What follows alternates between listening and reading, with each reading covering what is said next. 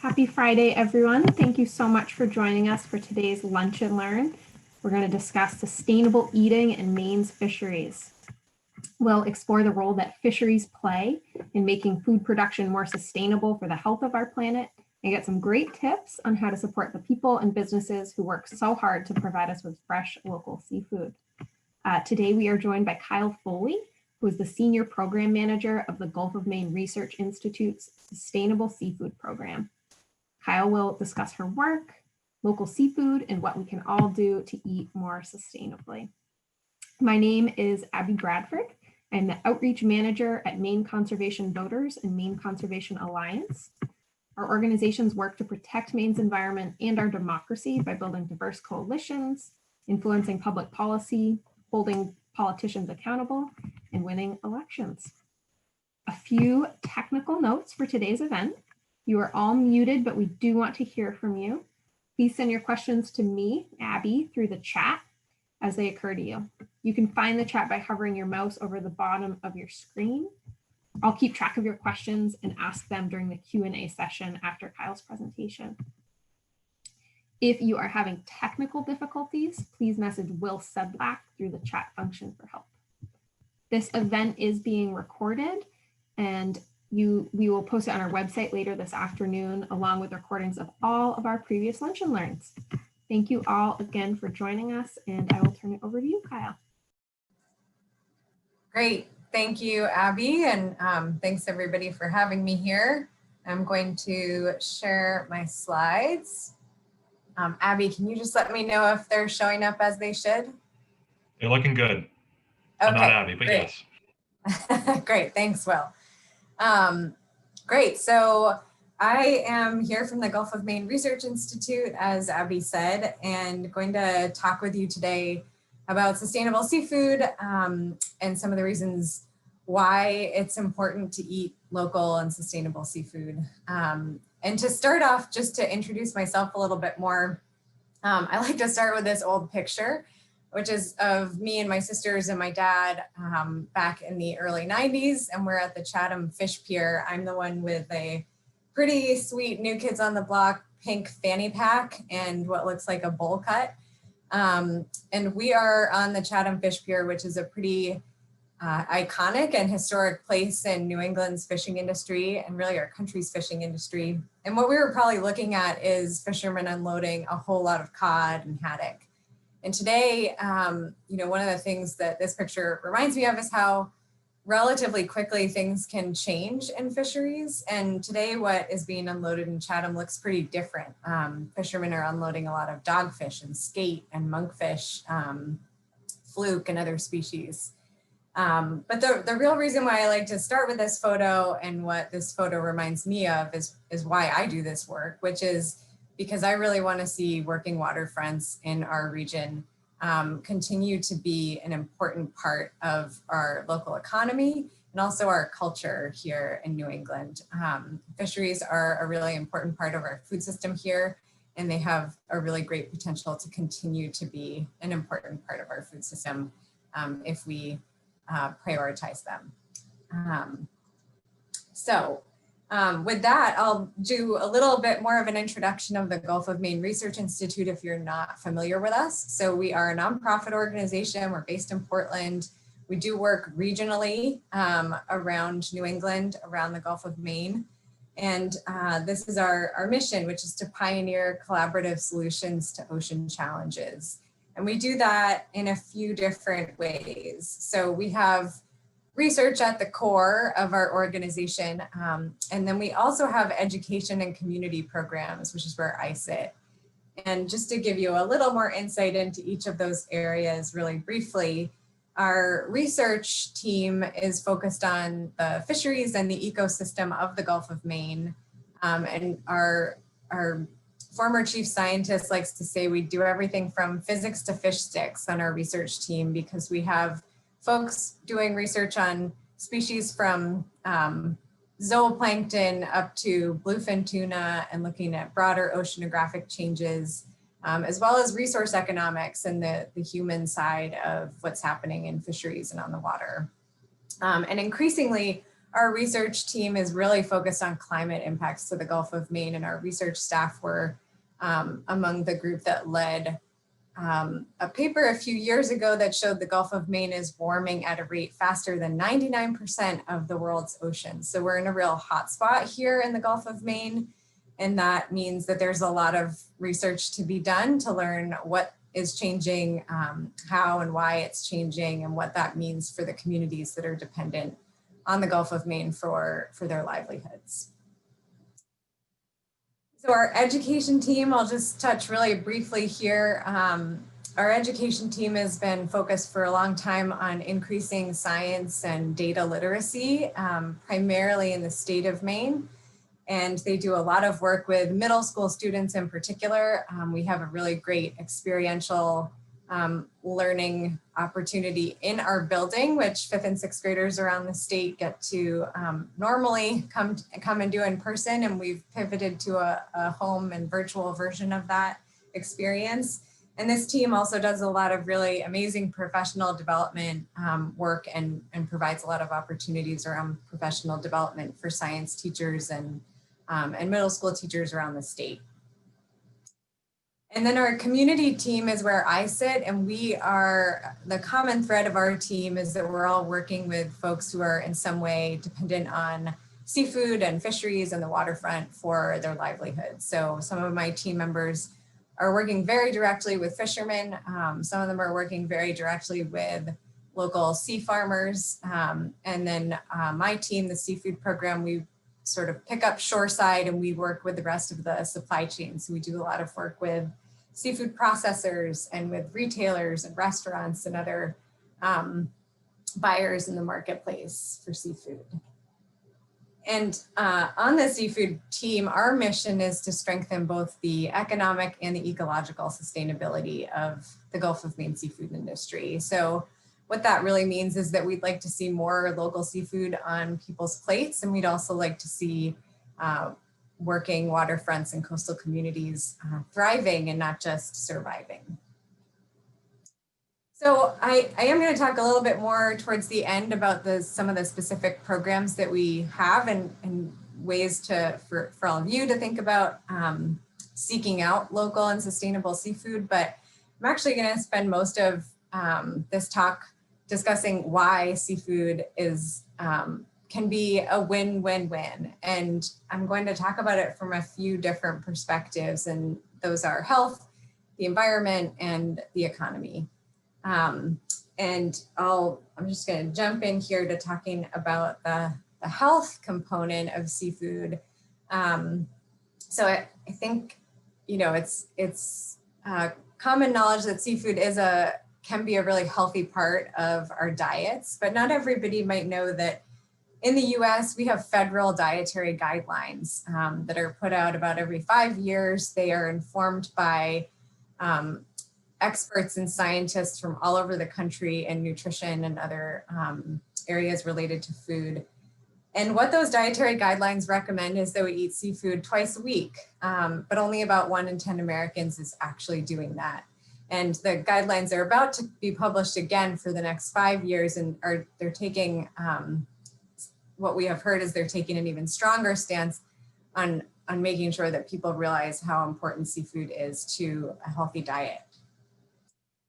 But so we don't eat that much seafood in the US, and these numbers I think are always interesting to see, and maybe not that surprising, but I think just really outline how little seafood we are eating, especially in comparison to other animal proteins.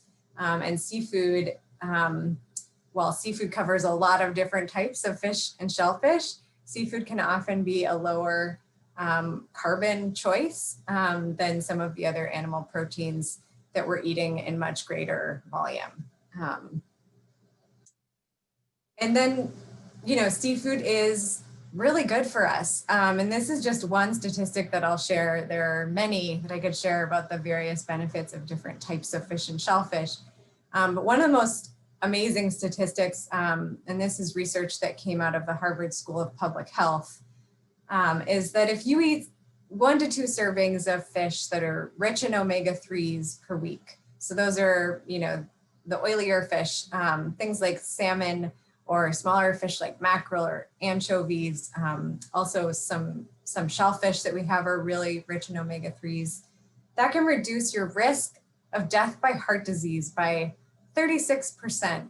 That's pretty extraordinary. There aren't a lot of things that we can eat that can reduce that risk so significantly. And one of the authors of this study is known to say that the 3 S's of public health are don't smoke, wear your seatbelt, and eat seafood.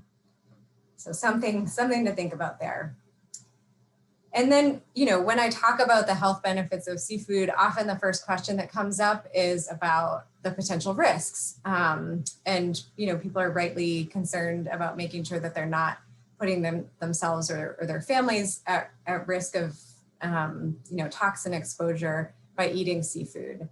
But the reality, which you can see on this infographic, is about 90% of all the seafood that we eat in this country is made up of these top 10 species on this list. And in the right-hand column there, you can see that we would need to be eating pounds on pounds of most of these species in order to reach a level of risk that would, in order to reach a more serious level of risk.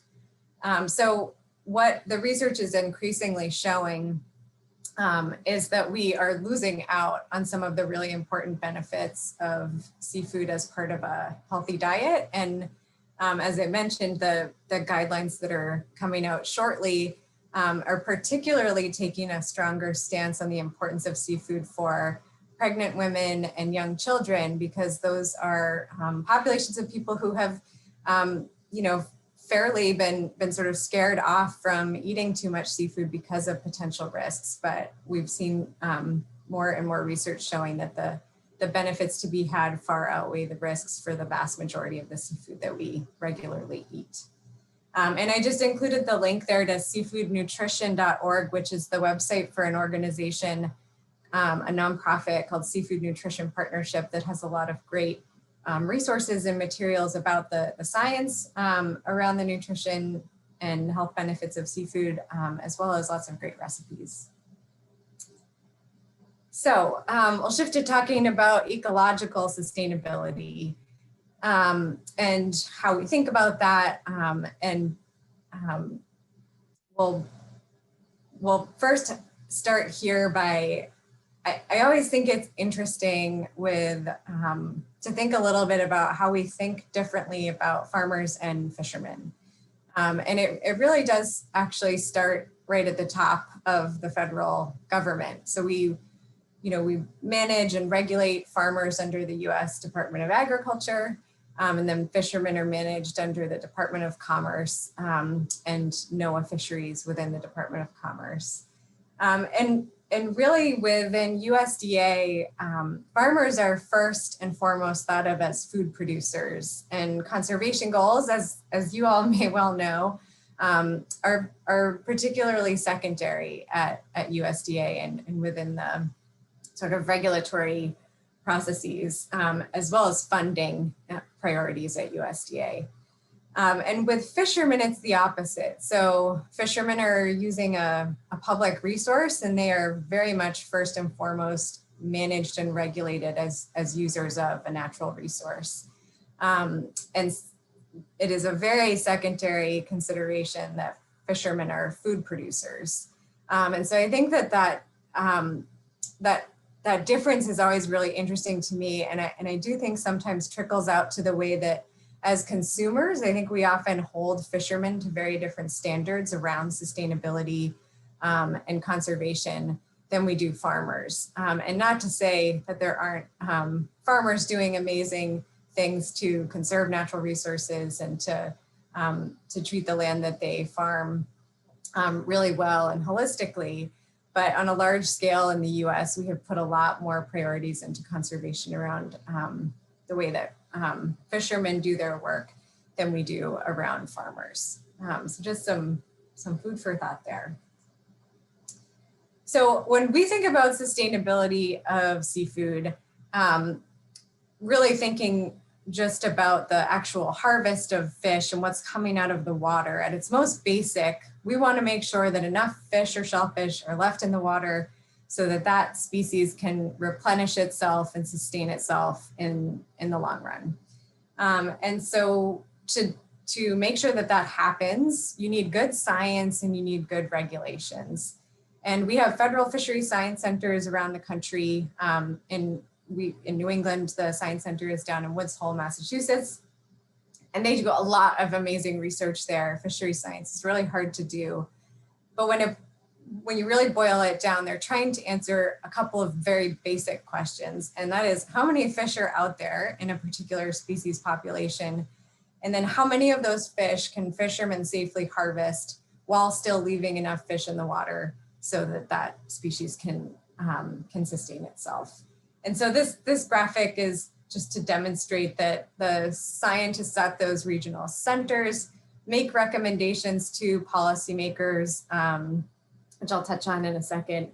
And they are incorporating a precautionary principle into the way that they make those recommendations, looking at where there would be risk of a population getting into an overfished state, and then setting recommendations significantly below that to account for the uncertainty that exists in the science. So we've got a lot of science in the US. We've got a lot of really great fishery science that's been going on for a long time. And then, as I said, that informs management and regulations. And I think fisheries policy is actually a really interesting example of an incredibly public policymaking process here in the US and in New England. So we have these regional fishery management councils, and the colors on the map of the US that you see there represent the regions. And those management councils are made up of stakeholders. So fishermen sit on the management councils, state regulators, scientists, nonprofits, seafood businesses. And there are lots of committees and advisory groups associated with those councils to make sure that stakeholders have a voice in the process, as well as to make sure that science has a really firm voice in the process. And what they are ultimately trying to do is to set the rules for fishermen to make sure that we are leaving enough fish in the water for the future. So we have a lot of rules in place for fishermen around the country and here in our region.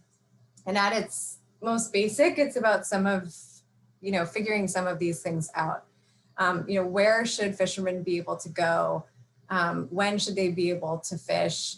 We have seasonal closures in place. There are sometimes permanent closures in place to protect important habitat or spawning areas. Fishermen, for a lot of the species in this region, are also regulated around how much they can actually catch to make sure that enough is being left in the water, and how they fish. So fishing gear is also heavily regulated, and the types of gear and the way that it's configured. There are really detailed rules around all of those things to make sure that fishermen are doing their jobs responsibly. And then, of course, you need really good monitoring and enforcement to make sure those rules are being followed. And so we have lots of monitoring and enforcement in our region and around the country. And this, I'm not going to walk through all of this, but this image, I think, just gives you a good sense of what the paper trail of a fishing trip can look like. And this is particular to the groundfish industry, which is the cod, the haddock, the flounders, those types of species. And hopefully gives you the idea that fishermen, both before they go out to sea, while they are at sea, and after they land, are doing all kinds of reporting and communicating with regionally the representatives of the federal government responsible for monitoring their behavior. So it's not a Wild West situation as it may have been many decades ago, where fishermen can just kind of wander down to the boat and hop on and head out. There's a lot of monitoring and involved on their end and on the government's end. And the result of all of this in the US, at least, is that we have really just over the past couple of decades, we've really improved the status of fisheries across the country. So the federal government manages a little less than 500 fisheries stocks around the country.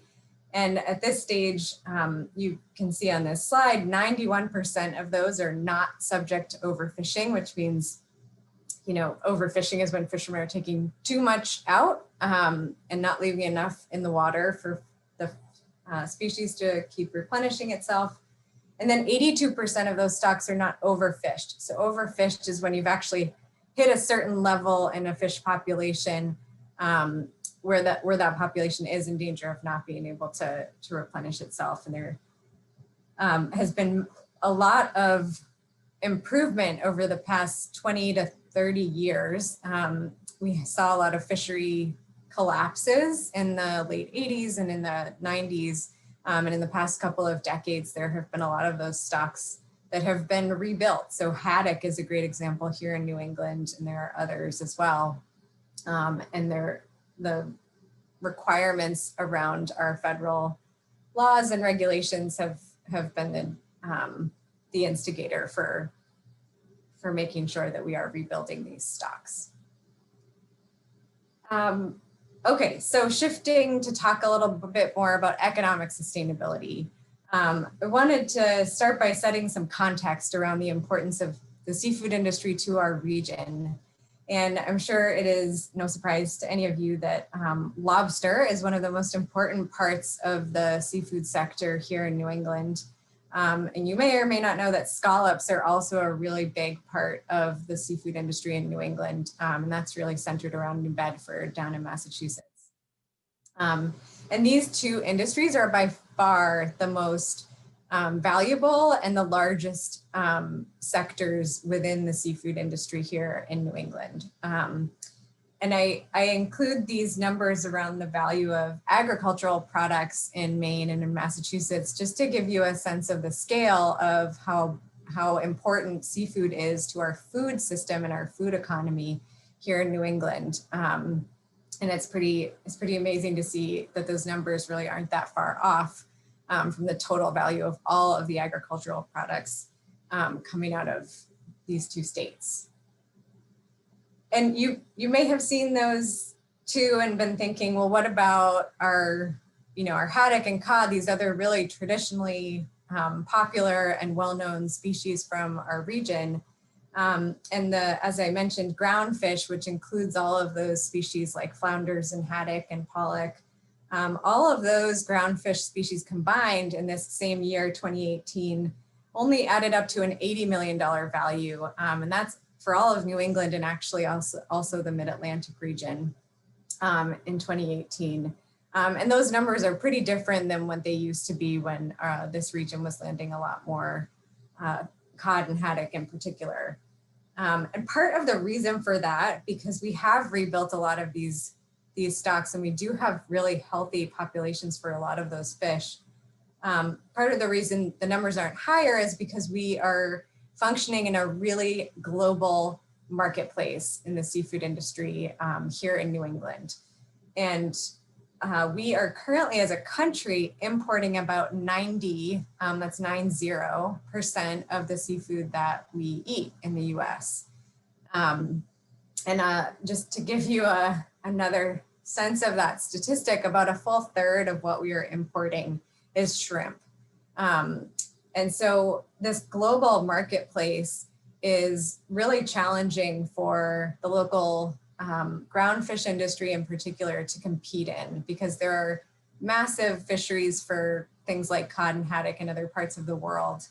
And unfortunately, even for all of our favorite seafood shacks up and down the coast of New England, it can often be cheaper and easier for them to purchase fish that's coming in from other parts of the world than it might be for them to purchase that haddock or cod locally. So there's a good chance when you go to your favorite seafood restaurant that the shellfish is coming from here.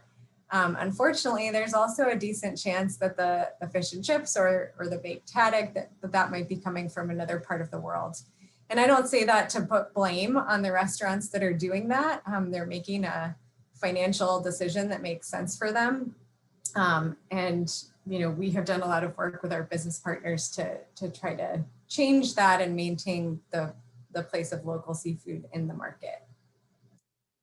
The other challenge, which, I think hopefully that shrimp statistic alluded to, is that we eat a very small number of species in the US on the whole. So about 2/3 of all the seafood that we eat in this country is made up of these 4 fish, which are shrimp, salmon, canned tuna, and tilapia is that one on the bottom right there.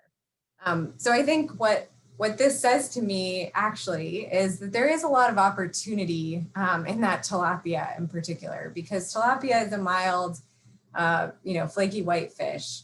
And we have lots of those here and lots of healthy and responsibly harvested flaky white fish that are swimming around here in the Gulf of Maine. We sometimes call some of these species underutilized or underloved because some of them are less familiar to consumers than the traditional favorites like haddock. And these are species that are being well managed and regulated, but fishermen receive a really low value for them because there is less awareness about them and less demand for them. And so sometimes it's not even worth fishermen taking a fishing trip for some of these other species because the market demand just isn't there or the price isn't high enough to justify a trip. So some of these underloved fish are things like Atlantic pollock or Acadian redfish, mackerel or whiting. And another reason we call them underutilized is because fishermen are given quotas each year across the region for these species, and they are catching, these are 2018 numbers, they caught less than half, and in some cases less than a quarter of what they were responsibly allotted and could have caught responsibly. And that meant that across those 5 species combined, fishermen brought in $24 million across the region. And if you do a back of the napkin calculation, if they had received at least $1 a pound for these fish, and if they had caught 100% of their quotas, which again was a responsibly set quota, that adds up to over $300 million, which gets you a little bit back to those lobster and scallop type of numbers, and just represents an incredible opportunity for the industry here in our region. So what are we doing about all this at GMRI? We have business partnerships with a lot of different types of companies in this marketplace and in the seafood supply chain. And we work with retailers and restaurants. We also work with institutions like college dining halls and school districts. We do this through a few different programs. So we have an eco label, which you can see on the screen. This is our Gulf of Maine responsibly harvested label. And with this label, we actually do assessment reports. We have criteria in place that we use to define responsible harvest, and we assess species from the region against those criteria. And then we work with the supply chain. We work with seafood processors to ensure traceability back to the Gulf of Maine. And work with their customers. And right now, this program is really prevalent in college dining halls, especially, but also K-12 school districts in the region. And by our count, we have over 115,000 students around New England who are being served Gulf of Maine responsibly harvested seafood, which is really exciting.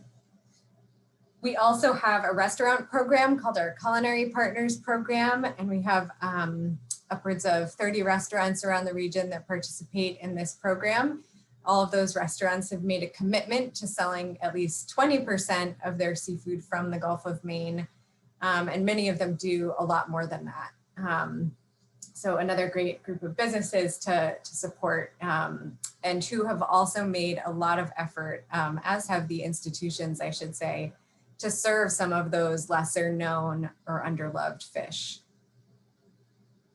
And then on the retail side, we've done work with Hannaford supermarkets for a long time, and we work with them on the back end of their local seafood program in the seafood department there. So when you see the black and white chalkboard labels, and those are around the whole store, I'm sure you're all familiar with them if you shop there.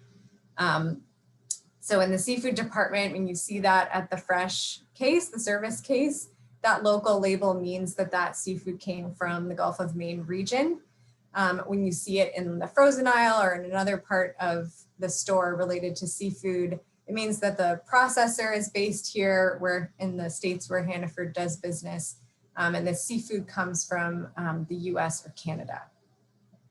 So Hannaford is doing a lot of work behind the scenes, and not just related to local seafood. So we also partner with Hannaford's parent company. They're owned by a company called Ahold Delhaize US, and we advise that company and the brands that you see on the screen there, which are grocery chains up and down the East Coast. We advise them on a sustainable seafood policy that they use to determine what they will and will not source. And we work with them very closely on that on a day-to-day basis, and helping them to implement that policy for all of those stores. And I think it's interesting to know, and I think sometimes retailers don't always do a good job of sharing these stories, but in addition to Ahold Delhaize US, about 90% of the major retailers in North America have similar relationships with a nonprofit organization where they're being advised and held accountable to a sustainable seafood sourcing policy. And this is a network that we're a part of, the Conservation Alliance for Seafood Solutions, where a lot of organizations involved in this network are doing that similar type of work and partnership with major retailers and other types of major buyers, their seafood sourcing. So to wrap up here, I would be remiss to not mention the impact of the pandemic on the seafood industry locally and around the country. And about more than two thirds of the seafood sales in the US happen in restaurants or some other type of food service outside the home. So when the pandemic hit and shut down all of those kinds of restaurants and other food service operations overnight back in March, it had a huge impact on the seafood industry, and has continued to have an impact, because even though restaurants are back online, the vast majority of them are at limited capacity and struggling. We know our restaurant partners are struggling right now. And so that has continued to have an impact on the seafood industry, even though the sales of seafood in grocery stores have really increased, which is a good sign. And we love to see that more people are cooking seafood at home. But it has still been a tough year and is going to be a tough winter for the seafood industry. And so my final slide here is to leave you with some of the recommendations I have if you're interested in supporting the local seafood economy. And I'll maybe just start with the bottom bullet point there, which is a link to our website and a page on our website where you can find all different ways to support and to seek out local seafood, whether that's at local fish markets or at the grocery store or restaurants, or direct from fishermen. We've got a great set of different categories to help you kind of parse out where and when and how you'd like to find more local seafood. And then to get back to these other 3 bullet points, when people ask me about what seafood they should eat, I think it's often, seafood can feel really hard and complicated and confusing if you're trying to do the right thing. But there are some really basic things that you can do to support the local seafood industry. And number 1 is eating more seafood, because the more seafood that we eat, that it's, the rising tide lifts all boats kind of theory. And the more seafood we all eat, the more offerings that a grocery store or a fish market can put out for local seafood, the more things that a restaurant can put on its menu that are seafood entrees or dishes. So when we change that proportion of how much seafood we're eating compared to other proteins, that can have a real impact. And choosing to eat a variety of seafood is really not only good for you, good for us and our health, but it's also really good for the fishing industry. It helps to diversify fishermen's livelihoods. If there are a wider range of fish and shellfish that we're all demanding and looking for, It's also really good for the ecosystem if we are not just asking fishermen to continue to hammer away at the same 1 or 2 species, but asking them to bring us what is available and the diversity of what's available.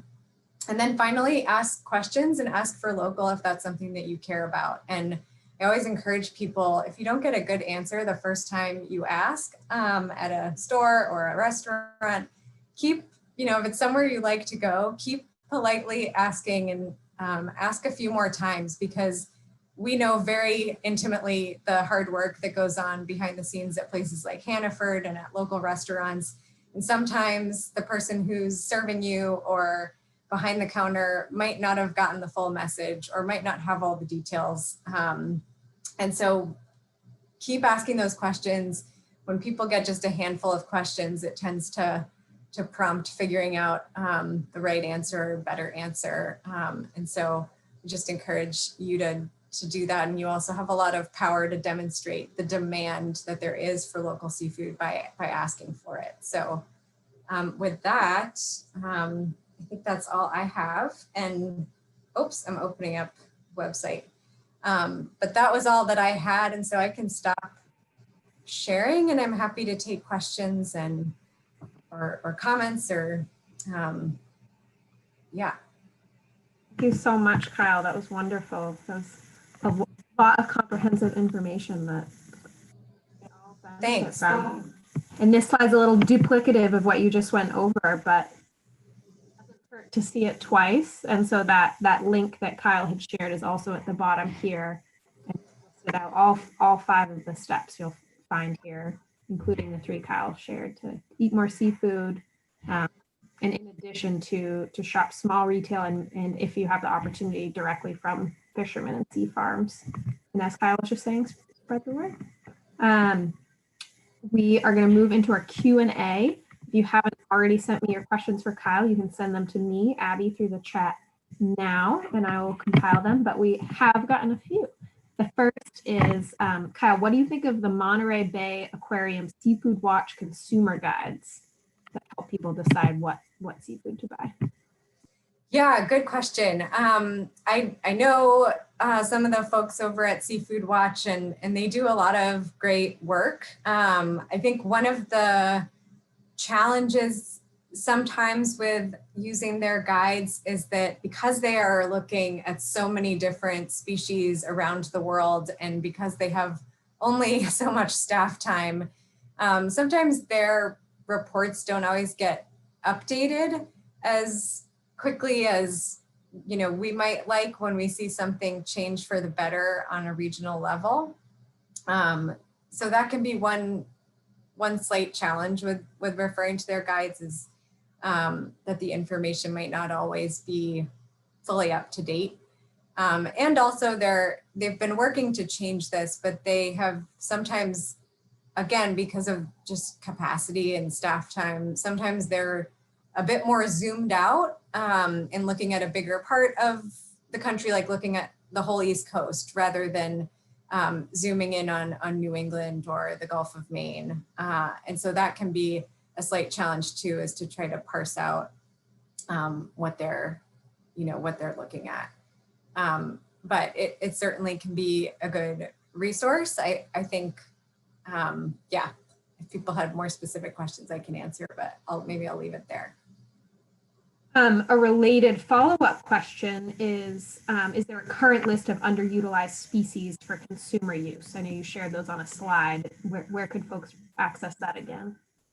Yeah, so we do have, and I can maybe pull it up, but on our website with on the page for our Gulf of Maine Responsibly Harvested program, we have a list of the, I think 12 or so species that we've got on that list so far. And so people could seek that out and use that. And I'm happy to grab a link and find that for you all. That would be the best resource on our website. Thank you. Earlier in your last response, when you said zoomed out, my brain just being tired of being on Zoom a sign of the times.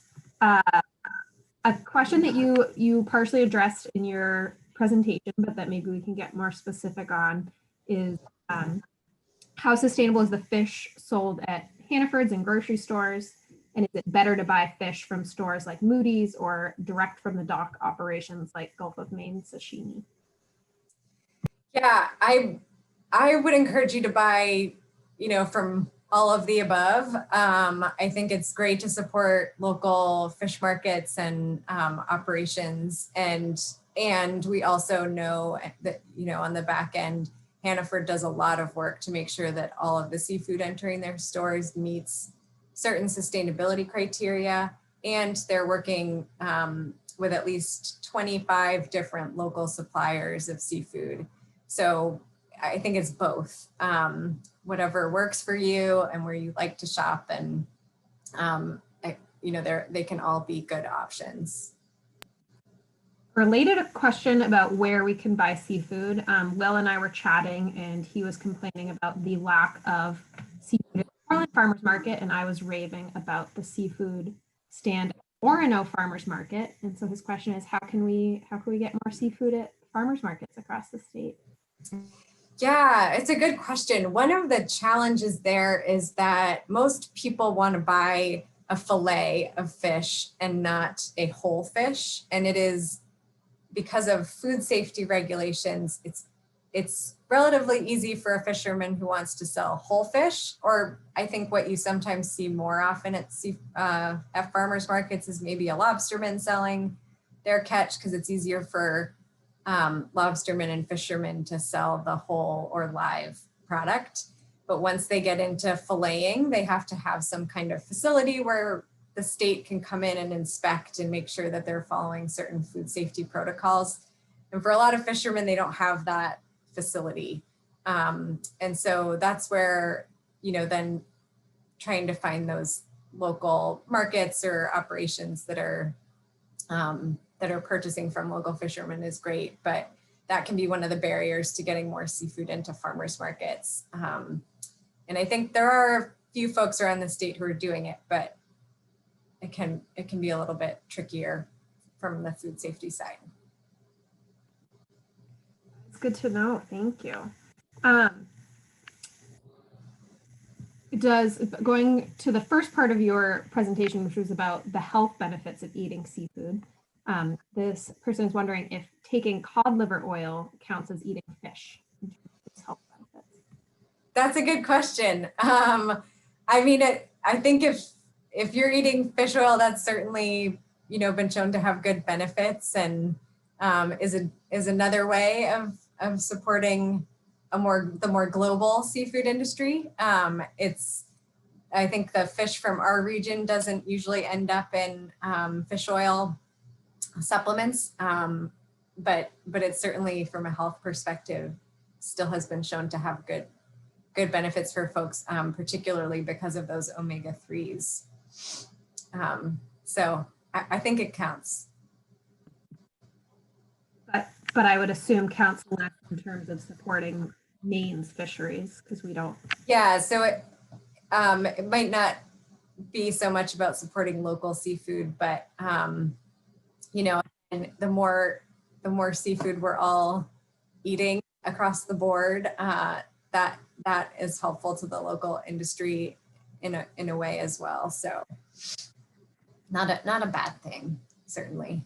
But we have a series of questions from different folks about farm-raised seafood. So the first question is, what is the impact of farm-raised seafood on the industry?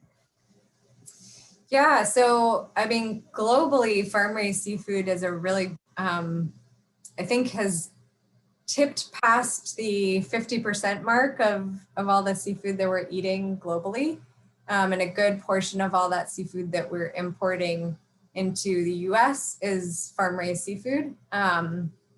The sort of the place that I like to start with thinking about farm-raised seafood is that we have, rightfully so, been concerned about some of the impacts of farming fish around the world. And But there has also been a lot of improvement. It's a really young commercial global industry in terms of aquaculture. There's been a lot of improvement in the past couple of decades. And I think it is unfortunate that that whole industry has really been painted with this broad brush because of some mistakes that they have made. And we would never paint a whole industry, like a whole sector in agriculture that way, I don't think, but we do it with fish. So like we would never say like, oh, dairy farmers are terrible. Like you shouldn't eat dairy because just dairy farming is bad, period. Like there are good farms and there are bad farms on land. And the same thing is true in the ocean. There are good farms and there are bad farms, but there is increasing demand, for example, from major retailers that the farm seafood that they purchase must have certifications. So for Hannaford and their parent company, all of the farmed fish that they're receiving has to have a particular global certification for aquaculture. And those certifications have come a long way, and they look at animal welfare and antibiotic use, and they're really rigorous. So there has been a lot of effort to hold that industry across the board accountable. So that's sort of on the grand scale globally with farmed seafood. And then locally, we have a lot of really wonderful shellfish and seaweed farmers who those species, when they are farmed, actually arguably have a positive environmental impact and can be restorative to the environment that they're farmed in. And so oysters and mussels and scallops are starting to be farmed here. And kelp, those are all really great, extremely environmentally friendly seafood choices. Thank you. That was a really helpful overview. A more particular question on one aspect of fish farming is, what do you think about the ecological impacts of sea pens along the coast of Maine? Yeah, so again, I think the state of Maine, you know, I know that there have, again, like, not to say any farm or any method is perfect, but the state of Maine has had pretty strict regulations in place from an environmental perspective for those farms.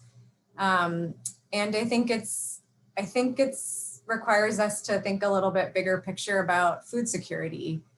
So would we rather import lots of salmon from other parts of the world because we don't want those net pens in our own backyard? Or if we want to be able to eat salmon here as part of a healthy diet, you know, are we okay with those pens being here in our state where DMR and other agencies are really carefully regulating them, and we have not seen, you know, dramatic negative impacts, and those farms have now been in place for decades. So that's one way I think of thinking about it. They've been I think pretty successful at minimizing their ecological impact, and I think it's, you know, it's also about, again, just thinking big picture about food security for our region, and you know, the benefits of farming fish in net pens in the water is that they don't require any fresh water. They don't require nearly as many inputs as animals do when we raise them on land.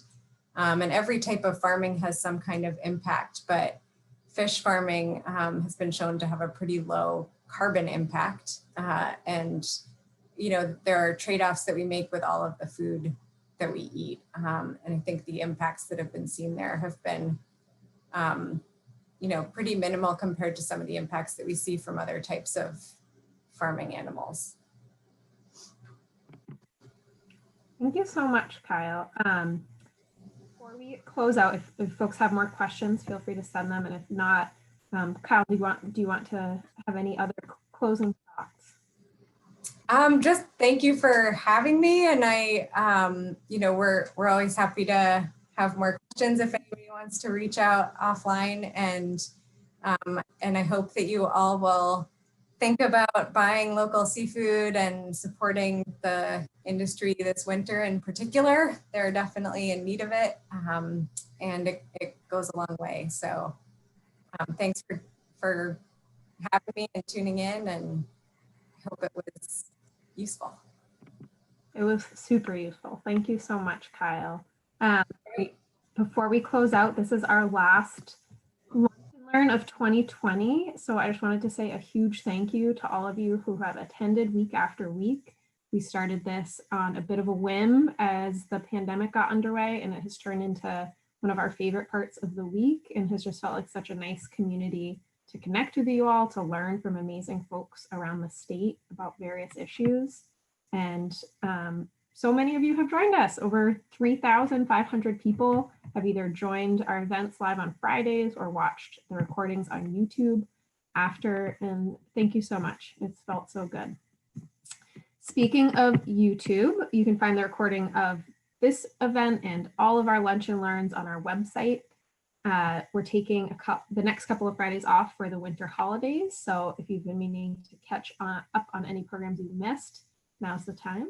Just go to maineconservation.org, click on Join a Lunch and Learn, and scroll down to past sessions. We will be back in this space for Friday, January 8th for our first Lunch and Learn of 2021, protecting 30% of America's lands and waters by 2030. Till then, thank you all and have a wonderful weekend and a very happy holiday season. Thanks so much. Take care, everyone.